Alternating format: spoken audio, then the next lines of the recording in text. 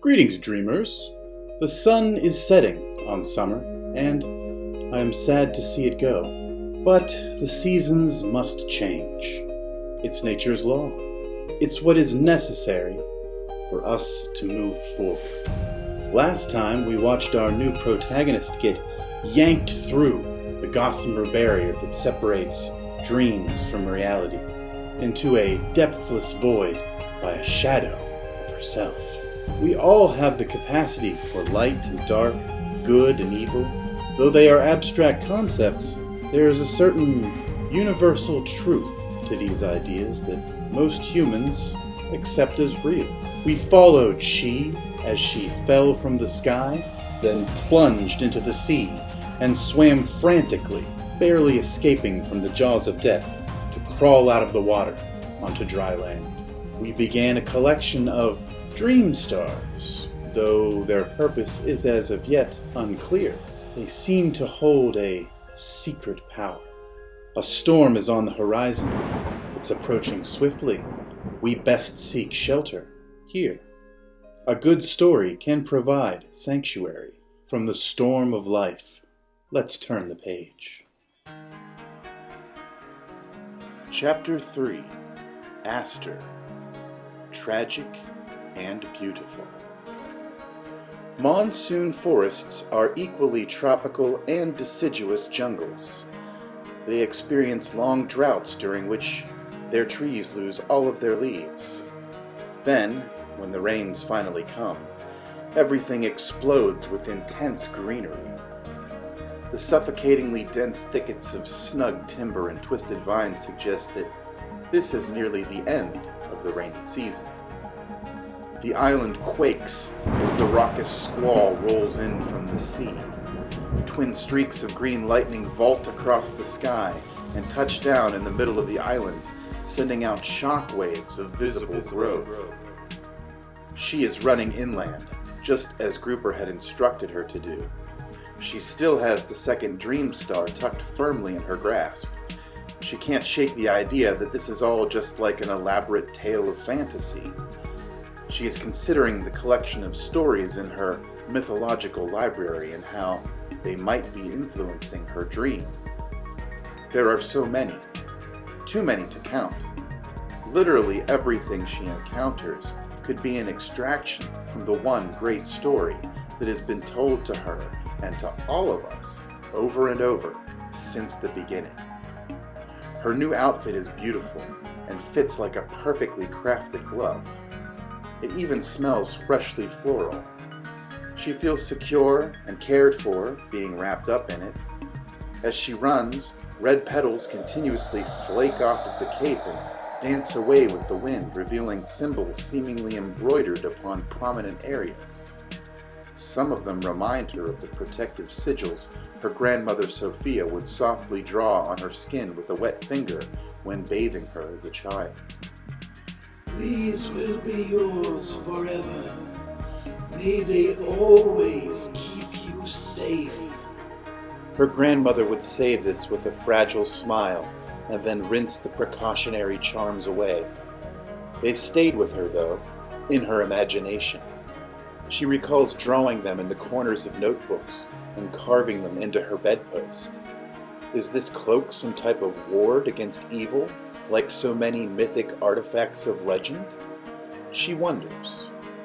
She likes this idea, and so she holds on to it, and believes in it. There is still enough ambient light to see by, but her surroundings are becoming increasingly more enshadowed by the stormy dark. She approaches a steep, root-entwined hillside which requires both of her hands to climb. She needs to figure out where to keep this recently acquired dream star that Grouper bestowed upon her. The jewel has shrunken significantly since she first received it. She opens her hand and ogles it. It is so brilliant and gorgeous. She would wear it if she had another ring setting or a necklace chain or some type of fastener to pin it on her cape like a brooch. Upon imagining how it might look if it were adorning her new crimson mantle, the gemstone leaps out of her palm and embeds itself in the center of her frock, creating a new sigil. It glows warmly and sends out a pulse of golden green energy that extends all the way down to her toes and into her fingertips. She gets the sense that she's somehow been fire-hardened and made stronger from the outside in. As though on cue, this is when the dire storm attacks her. It comes crackling inland on sizzling legs, like a spider made of lightning, and unleashes its electrical fury. A deafening thunderclap alerts her to the oncoming blast, and she manages to pull her protective hood over her face to shield her eyes from the bright flash. She expects to be struck down and to feel a shocking pain, but her cloak absorbs the bolts, enveloping them in the floral folds of her magical garb. There is no pain, no numbness. She feels perfectly fine. Better than fine. In fact, she feels invincible. Another rigid bolt spears down at her, but with an agile sidestep and roll, she dodges its daggering stab, springs back to her feet, and continues racing through the deciduous jungle. Her footfalls are fast and true. She is being driven onward by some supernatural ability to navigate the terrain and to avoid danger. Each of her steps is more effortless than the last. It is as if she has the trail she is blazing memorized. And then, quite suddenly, the storm veers off towards the western side of the island, though its eyes remain watchful.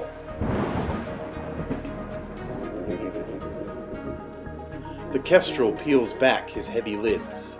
Each of his glassy orbs bulges from a thin slice to a wide suspended berth. The echoes in his mind gently roll away into their corridors of deep thought and pull their respective doors shut in soft unison. The garbled commotion that has lured him in becomes clearly audible now, and the gesticulations of his summoner come into sharp focus. She has come! She is here! Come on! Wake up, you sleepy bird! She has finally arrived! Ow! The coyote frolics about the splendorous meadow atop a picturesque seaside cliff, which is home to an old lighthouse. He is kicking the tops off of flowers and dancing wildly, like a puppet in a cyclone. Do you think she will remember us? Calm thyself. The waking seabird replies. She will be very fragile right now. We must be patient and remind her carefully, else she may reject us, or worse. You remember how it ended last time. We can't afford to lose control again. In a violent flourish of falling feathers and cascading magical light, the kestrel takes to the sky and begins hovering above the tree line to see what he can see. Burning like two elliptical searchlights, the bright green eyes of the predatory storm ominously loom there in the air before him. The kestrel screeches, emitting a sonic blast that breaks across the firmament as water splashes over rocks. Then he immediately drops back down to avoid the deadly storm's inevitable reprisal. Things are about to get ugly. The storm! The coyote exclaims. You said that she would arrive before the storm. You prophesied it.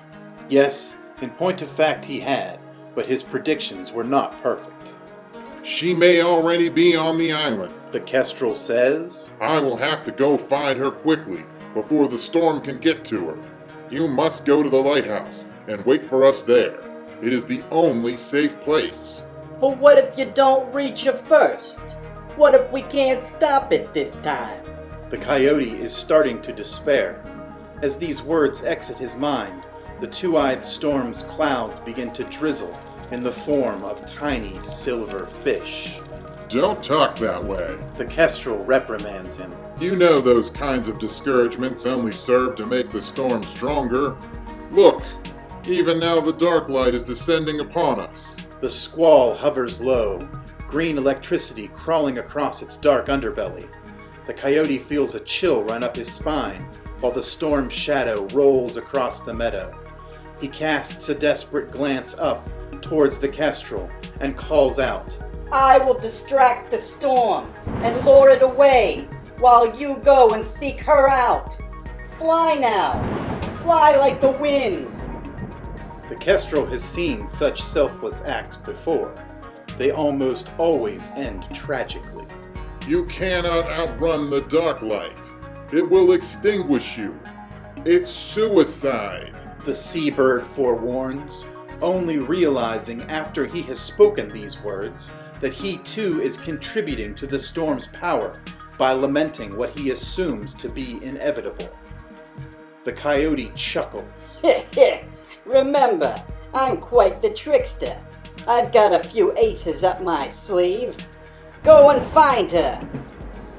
The kestrel hesitates, then reluctantly departs. Heavy with woe, he looks back over his shoulder as the storm flickers its forked tongues of green electricity, attempting to strike down the dancing coyote. Bounding and rolling about, the coyote avoids every attack, but then the drizzling silver fish begin to pelt his fur and wriggle their way into his skin. He is overwhelmed by absolute sadness. His tearful eyes roll over green. He dashes for the cliffside and leaps to his death on the rocks below. The kestrel can feel his friends passing and makes a tight arc backwards, charging directly towards the center of the storm. His emotions have ruined his judgment, and he screams magical sparks at the murderous green entity. His magic is great to contend with the storm. He's enticed it to manifest part of itself in the form of a sylph, a dark and deadly spirit of the air. The sylph summons up all of its power. It takes a deep breath and exhales devastation in a strong gale that blows the kestrel backward and sends him crashing into the tower of the lighthouse. His animal guise vanishes upon impact, and he slides limply down into the grass at the beacon's base. He is an old man with a twisted beard and a prominent nose. He is wearing a long blue robe that is tattered and torn. It is adorned with threaded filigree, and on the back, concealed beneath his hood, is a small faded symbol of a salamander surrounded by the fiery red wings of a phoenix. In his left hand, he grips a staff made of gnarled wood with a blue iron lantern swinging from its end. Within the lantern blazes a sapphire gem that glints and glitters in unison with the guiding light emanating from the beacon's cupola. The old man is dazed and unable to move as the sylph comes gliding across the meadow. Flowers wilt and part to make way for the storm's searing footfalls. The sylph speaks with the voice of Lukiot. He was filled with the secret despair. I ended his suffering, just as I will soon end yours, Father. I am not your father, Dark One. The old man replies in a labored breath. He desperately spins to his feet and lunges forth with his blue lantern. Azure sparks sputter in every direction as the sylph deflects this magical assault. You are either too brave or mad for death to stand your ground against me, Father. I will not be merciful, not after all that you've done. You should be ashamed. You deserve to be punished. I am your judge, jury, and executioner. I am Lukiot! The sylph knocks the old man backward again with a flick of one slender green finger and laughs menacingly. You know that you cannot protect her. Lukiot growls and hovers over the old man lying in the tall grass. Even now, I am watching her every movement. Once I have sent you to sleep in the silver stream, there will be none left to stand between us. She will be all alone. She will never be alone. The old man struggles back onto his feet. Not so long as love endures. His magical sapphire lantern radiates forth an unparalleled light as he swings his staff at Lukiot's head. At that moment, in the not-so-far-off distance, she stops traveling to glance up at the binocular thunderhead. Her eyes confront the glowing orb staring down at her.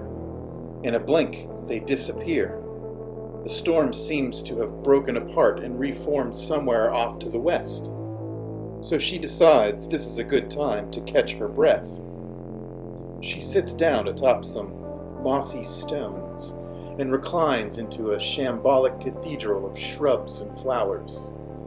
She lets out a deep sigh.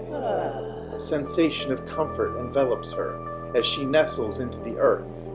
She begins to daydream of a throne wrought for a blossoming crimson queen, and the ivy, ferns, and flowers genuflect according to her musings. Perhaps I really do have some measure of control over this ongoing dream. She considers contentedly. If that is true, then why not just stay here forever and imagine anything and everything I could ever want? To her delight, the woods reply by growing lovely. Now that sounds just right. A tiny voice interjects. A snail crawls casually past her from underneath some nearby bushes. Why be in such a hurry? Just relax and let the world come to you. Had she been thinking out loud? It seems there is little difference between speaking and thinking here. She yawns and stretches, sinking down deeper. If she expired here, it would be both tragic and beautiful. But then again, The snail reconsiders. it takes me twice as long to travel half as far as most. And if I never bothered to put forth the effort to move at all, I would have been eaten by some great bird or a hungry reptile by now. So, what do I know? The little fellow slides off into the undergrowth, and she realizes that she cannot remain inert. If she doesn't keep moving, she'll never figure out what this dream is all about. She might also fall prey to her own shadow. This idea is enough to motivate her. She leaps back onto her feet and continues blazing a trail through the jungle. She strives onward, leaping over roots, swinging from vines across streams and climbing up steep slopes. She descends into a lush valley wherein many tributaries converge to form a small lake. On the far side of the reservoir, she can make out a staircase embedded in the hillside. She negotiates the terrain and climbs what she finds to be stone steps. They are crumbling from age and have patches of moss here and there. The higher she ascends, the narrower and more treacherous the stairs become, until they don't resemble steps at all anymore, but are instead sheer rocks with a waterfall beside. She is startled when she reaches the apex of her climb by a large granite statue of a bull straddling the waterfall. It is clearly some type of ward or guardian set to stand sentry over this part of the wood. Its horns are disproportionately large and decorated by rich patterns. Each of its hooves is a pedestal adorned with symbols, all of them minuscule, as though carved by tiny hands. Reaching out, she runs her fingers across some of the designs and begins to understand their meanings. They tell the story of a great flood that saved the world. The tale strikes a familiar chord, but she is distracted by something moving about in the grass behind the statue. Meanwhile, to the west, the supernatural battle rages on. Lukiat is deflecting each of the old man's lantern strikes, advancing upon him as he walks backwards up a crumbling spiral staircase on the outside of the lighthouse. Each of his steps is more precarious than the last. This is all your fault, Father. You must answer for your crimes. I have arrived at my peak, and now I will see that justice is served. Lukiat's eyes blaze with wrathful light, and the old man nearly loses his balance. Vengeance and justice are not one and the same, Dark One. The old man has reached the final step. He has nowhere left to go. Luckily, he has been saving up his magic, all the while using his blue lantern to keep Lukiat at bay long enough to regain control. The dreadful sylph lashes out with an electric tongue, just as the old man leaps from the topmost step and changes back into his kestrel form. He swirls around in the air and unleashes a sonic scream that demolishes the upper staircase, stunning Lukiat and dropping his enemy down into the grass below. He knows that he has precious little time to prevent the impending disaster, so the kestrel soars high into the sky on a sweet zephyr, determined to find her, wherever she is. He must reach her before Lukiat does. Until I know rest, you will have to deal with me, Father. Lukiat climbs out of the rubble from the broken stairs and hovers there for a spell, slowly evaporating into a conspicuous green mist, then rolling off through the grove of trees behind the lighthouse. By the time I'm done with you, both of you will share my dreadful sentiment. You'll wish you had never been born.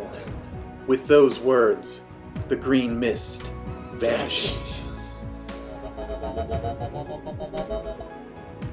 When she investigates the rustling in the grass, she discovers an Ouroboros serpent trying to eat itself.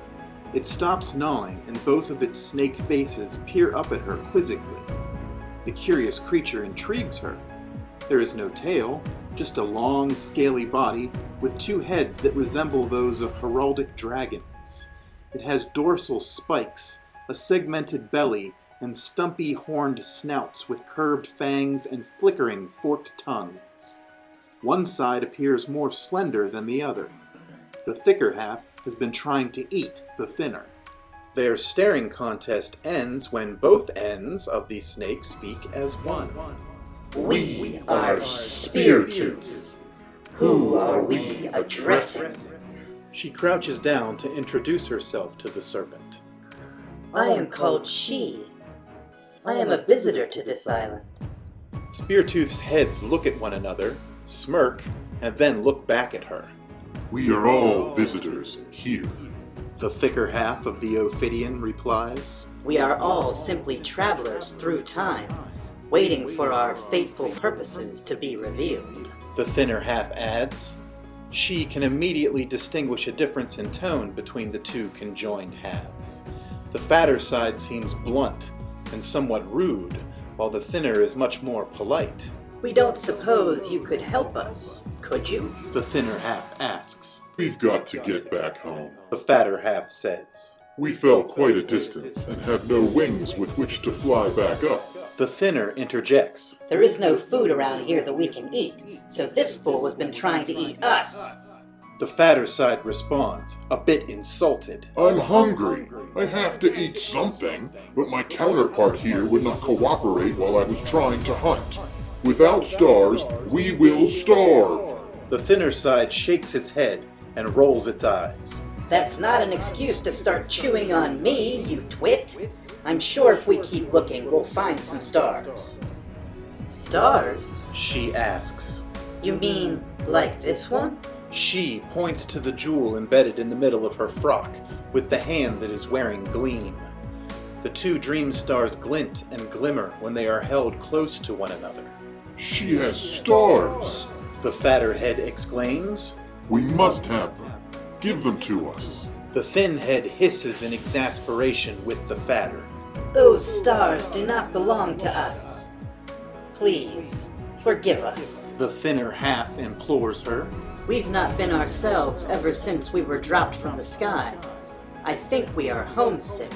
No! The fatter head snarls. I am hungry! She feels badly for the snakes. She hates to witness others suffering. I take it back. The thinner declares. It seems we have become afflicted with an apoplectic appetite. The dyadic serpent hems and haws, locked in battle with itself. I would like to help you. Truly I would. She says. but I do not wish to part with my dream stars. The serpentine bicephali stop their ravenous struggle to look at each other again. Then, the polite half tries to strike up a bargain with her. Well, what if we just borrowed them? If you let us hold on to them for you, we would be willing to join you on your quest. You are on a quest, aren't you? You have the appearance of one who is questing for something as of yet unknown. She doesn't really know what to say to this. How can she trust a two-headed snake? But you said that you need to eat the stars. How can you borrow them if you plan to eat them?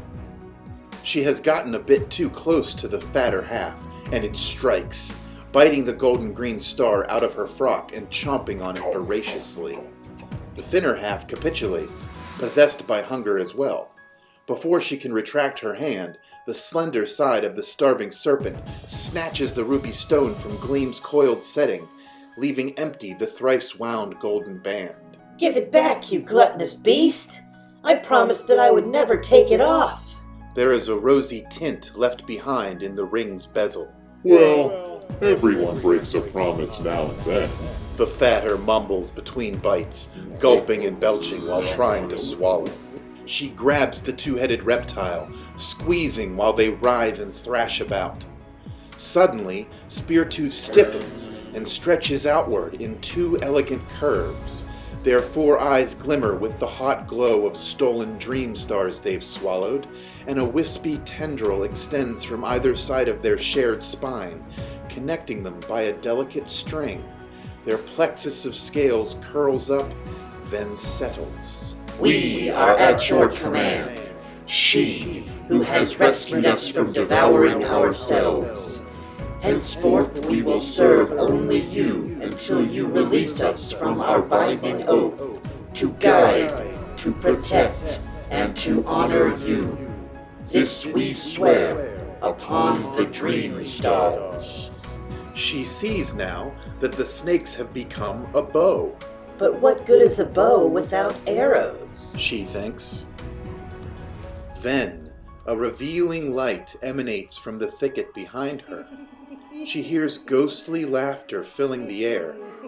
She spins around to see the most peaceful emerald tree she could have ever imagined, giggling and swaying rhythmically in a balmy breeze. The storm has completely subsided now. The air turns eerily calm, yet rife with invisible tension all across the island. Glittering leaves float through the air in a lazy waltzing pattern. Wedged between the thick and supple roots of the laughing tree, she spots a quiver of living arrows, even more bright and green than the tree itself. As she approaches this glorious pillar of life, something steps out of the shadows from behind the tree. Her cloak ceases its molting. A giant, bat-eared fox strides into view. So, you imagine yourself worthy to take up the arrows of the unmoved mover, an arbiter of these woods, the laughing tree? The fox's voice is as soft and smooth as silk, yet sharper than a needle. I will be the judge of that, for I was entrusted with guarding them. I am called Penumbra. What do they call you? I am called She. Her knees nearly buckle. She is so intimidated by this large animal at first, but her unease melts away when their eyes meet. She sees vulnerability, forthrightness, and compassion in the fox's brilliant gaze. Penumbra walks over to her discreetly.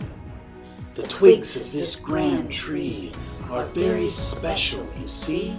Penumbra begins. These arrows are nearly indestructible. They are also truly alive. They will respond to your conscious will. All you need to do is picture the target you wish for an arrow to seek out, and it will bend and twist around any obstacle until it finds its intended mark. These treasures may be imbued with your thoughts and can be flung through the nether regions, carrying messages to individuals on the other side. No matter how many of them you use, they will always replenish themselves, keeping the quiver full and ready for battle. Penumbra continues. They are heart-minded, so they can also heal someone who is afflicted with plague, or even bring an individual back from the Dark Light's thrall, if they are deemed pure of heart. So, as guardian of these secret artifacts, I cannot entrust them to just anyone, for they mustn't be used with impunity. A guttural growl rises from gathering gloom beyond some nearby trees. Green mist forms, and, as it drifts between them, the trees take on cragged, deathly appearances. A large, grim shape is lurking within the murky vapor. It stomps out of the creeping fog. It is standing right behind them. Quickly, take the arrows and climb on my back. Penumbra exclaims. We've run out of time. The beast has come. This will be your true test. The Viridian quiver, illuminated with the symbol of the laughing tree, levitates from betwixt smiling roots and hovers before her. She reaches out and claims the precious gift. It burns like emerald fire in her grasp, but without pain. She leaps onto Penumbra's back. Now, hold on tight. She slings the quiver and spear tooth over her shoulder and takes 2 ample fistfuls of the scruff on the back of Penumbra's neck as the giant fox springs into action. My, you are very swift, She says, as nimble Penumbra leaps and bounds through the thickening green mist. Out of the shadows the dismal beast lurches. It resembles a giant black bear with 4 saber-shaped teeth cleaving from its slaver and blood-encrusted mouth. Its gruesome shape barges through the trees, snapping them like toothpicks. Its eyes are smoldering bright green as the mist seems to coerce the creature forward. It snarls and roars, then it begins to charge. Knock an arrow to your bowstring and focus on bringing that tragic creature down. I will run parallel to the beast, so it can't swat us with its deadly claws. Penumbra veers to the left, then right, weaving between trees and rocks, trying to confuse the monster. She draws forth the first arrow and slides it into a hidden groove in the middle of the dual serpent's curving belly. She can feel both ends tremble, and then they start to giggle. What is it? She asks Speartooth, leaning on the quiver to try and secure it behind her as it keeps getting jostled from side to side. That tickles. The snakes say in unison. She smiles at this and raises her serpentine bow, drawing the vital sprig back. It sparkles unlike any brilliant star under heaven. It seems such a shame to let it go. The rabid beast is foaming at the mouth while trampling through the forest after its prey.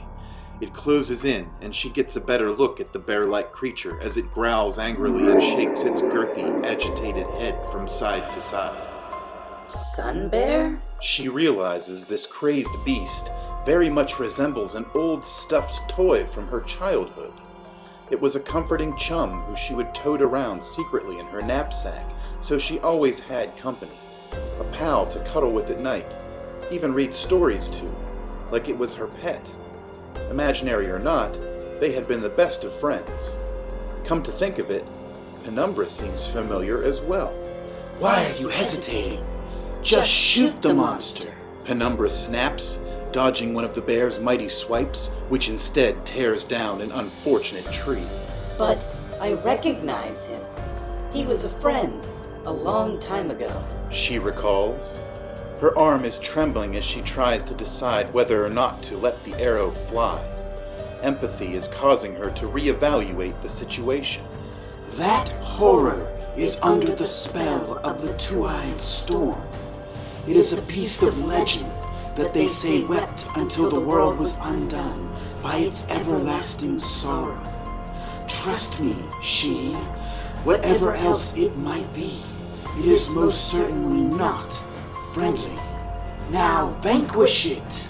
Penumbra is growing irritated and the bear is gaining on them. It lunges, tearing through timbers and flattening everything to catch them. She must make a choice. Should she kill the beast, or take mercy upon it? She can't help but smile. Riding on the back of the bat-eared fox is an exhilarating experience. A giddy sensation takes over, and it causes her to disengage the arrow from Speartooth. She revels in balancing on the swift mammal's back as they keep bounding about the thickening forest. Ignoring danger, and in the midst of their gallivanting, she notices that Penumbra is growing. You are getting larger, She shouts, realizing afterwards that yelling was probably unnecessary considering the staggering size of her vulpine steed's ears. I've noticed, The fox responds.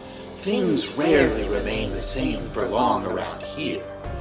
There doesn't seem to be any real rhyme or reason to it. Unexpected changes just happen all of the time. Admittedly, growing bigger is making movement more difficult. She looks back to see that the bear is growing too, as though it is competing with Penumbra's transformation. Enlargement appears to be slowing the malignant beast down. It wheezes and snorts, panting hard as it struggles to maintain pursuit. This could work to our advantage. Her vixen vehicle suggests. If we can lure the monster into denser surroundings, it might get stuck between some of the huskier trees. Indeed, this is the case, as the hefty bear soon swells to the point of lumbering and clumsily stomps into a hardy thicket of staunch trunks. now's our chance. She whispers. Penumbra hears her and makes a hairpin turn around the hampered predator. She sets the arrow back in Speartooth's groove, pinches its leafy fletching, and draws it back upon the tendril string. Kill it! Penumbra hollers, and she lets the arrow fly, imagining it curving precisely into the bear's hide. It finds its mark. The beast slides through the dirt and snorts one last time before going still and silent. The laughing tree can be heard softly chuckling nearby. Penumbra stops at a prudent distance from the bear's body. She dismounts and can feel a teardrop welling up, though she manages to suppress it from falling. You passed the test. Penumbra says. You may take the quiver of arrows from the laughing tree. One must always display remorse when one takes a life, no matter the circumstances. Remember, the ends rarely justify the means. She does not respond to this. She slowly creeps towards the bear's corpse. Her bright arrow is still stuck in its haunch. She considers pulling it out and reaches for it. No! Penumbra warns. If you remove it, the beast will rise again. It must forever remain therein. Consider it an act of charity and mercy. The tragic creature is finally at rest. She nods her head in agreement with Penumbra's wisdom, and instead places her hand tenderly on the bear's side, where a heartbeat might otherwise be found. She detects no warmth, no breath, nothing. Sleep easy, old sun bear. She says. She can't help but feel guilty. If this is her dream, then she must have brought her friend into it somehow, and by doing so, summoned instead a monster. Was this confrontation her symbolic way of leaving her childhood behind? Growing up is such a painful experience. The green mist that has been traveling with the beast is looming around them now. She finds it curious that her arrow hasn't spilled any blood.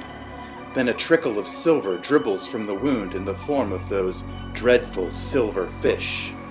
She backs away as the fish make a puddle on the soft ground beside the bear's carcass. The green mist begins swirling around the silver fish, collecting them into a bait ball that spins on the air and coalesces into a familiar simulacrum. It is her shadowy reflection, the shape of the same specter that pulled her into this fervent dream in the first place. Lukiat illuminates the forest with a bright green energy. It's the allegoric color of growth and change. Penumbra backs away in fear while she just stands there watching, stunned by the spectacle of what is manifesting before her very eyes. This time, the specter is wearing a cloak like hers, but with different sigils accenting its crooked seams. The pervasive green mist intensifies. It condenses, then expands, culminating in the clouds of the two-eyed storm. Without warning, a cone of blue light from some magical source rips through the storm clouds, streaming into the woods and practically blinding all who look upon it. Concealed within the cool glare is a great seabird. It swoops down between the trees, grabs She by her shoulders, and takes off, flying towards the western side of the island. She tries to punch the bird, but its clutches are firm, and she doesn't want to drop Speartooth, which she is gripping in her left hand. If you struggle, I might drop you, and it's a long way down. I'm not as strong as I was in my youth, so it might be best if you wait until we arrive at my watchtower if you want to start a fight with me. Before long, the seabird lands beside a dilapidated lighthouse and gingerly drops her into some high grass beside it. That is when the bird assumes the humanoid form of an old man, holding a staff with a lantern attached to it. Speaking to her kindly, he says, I am known by many names and recognized in several forms. You may call me Stargazer. I have something for you. The old man takes a brilliant blue stone out of his lantern, kneels humbly, and hands it to her. This is my dream star, and I would like you to have it. It is my investment in your future. An act of faith. For you see, I believe in you. Now, come inside my lighthouse. It is a beacon for lost souls. We will be safe within, and we can talk. There is much that I have to tell you.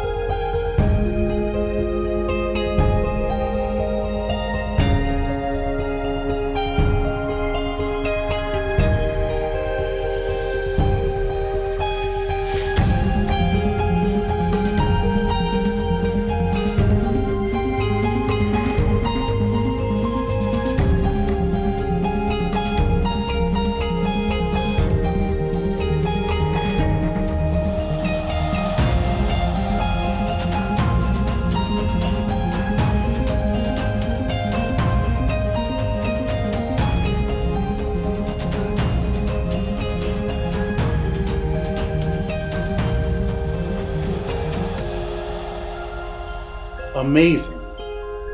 So much happened in that chapter. I can't wait to see what's coming next. So until our next encounter, I wish you peace, love, and thunderstorms. Farewell, dreamers.